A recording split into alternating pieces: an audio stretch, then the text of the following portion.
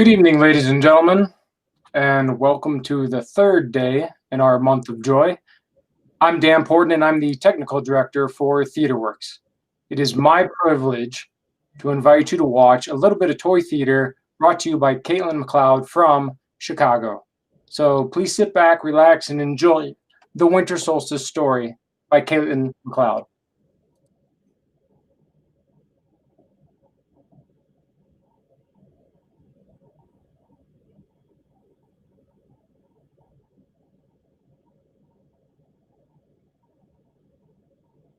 With Little Bear.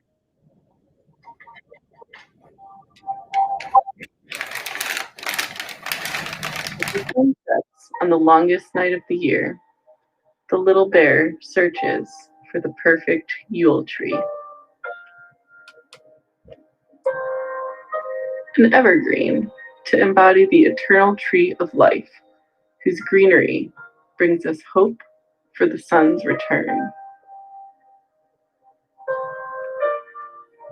Little Bear quickly gets to work, hanging garland for the birds, adorning the tree with ornamental images of wishes for the upcoming year, and topping it off with candles whose tiny lights mimic the moon, stars, and sun on this celestial night. With gusto, the little bear hangs bells to summon the spirits and fairies whose world is closest to ours on the solstice. As they arrive from the sky, they bring their own star with which to top the tree. Meanwhile, Little Bear has begun the ritual to sanctify their Yule tree,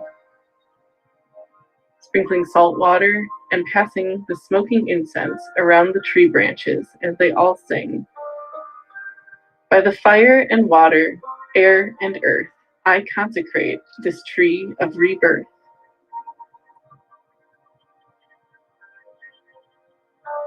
For the rest of the night, the merry company dances around the tree, only pausing briefly as the sun rises, marking the rebirth of light upon the new solar year.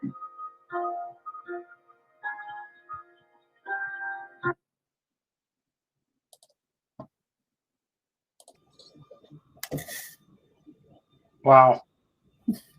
Absolutely incredible. Thank you so much, Caitlin. Yeah, thank you. That artwork is stellar. How long have you been doing toy theater? I started doing it in grad school at Northwestern. So I'm going to say 5 years now. And what is that device you're using? This is called a cranky. So It's a pretty rudimentary, there's a scroll, and then the top of the scroll has little cutouts on the dowels so that you can kind of move the scroll back and forth in the point of view, or like the stage of our little theater. That's fantastic. And you made that yourself? I did, yes. Awesome. Are there any other examples of toy theater that our audience might be interested in? Yes, I think there's going to be a few more throughout the month. The typical toy theater is like, toy theater in general is always like tabletop puppetry.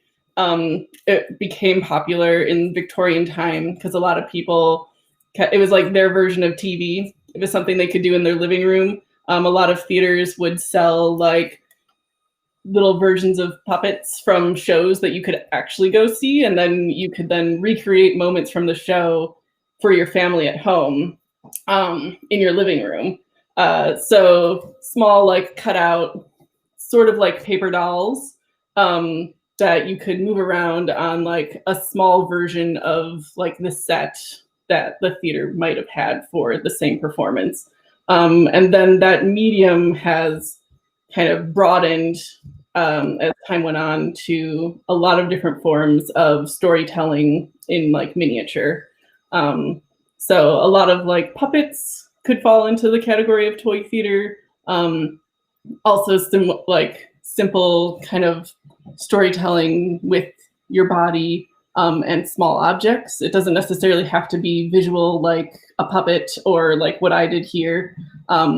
It could be as simple as like 5 household objects telling a story.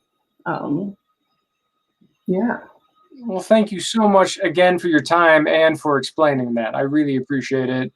And TheaterWorks as a whole appreciates you coming out and spending the month of joy with us. Yeah, thank you. That was terrific. And I'm going to let you go, and then I'm going to introduce tomorrow evening. How does that sound? That sounds great. Have a good night, Kaylin. All right.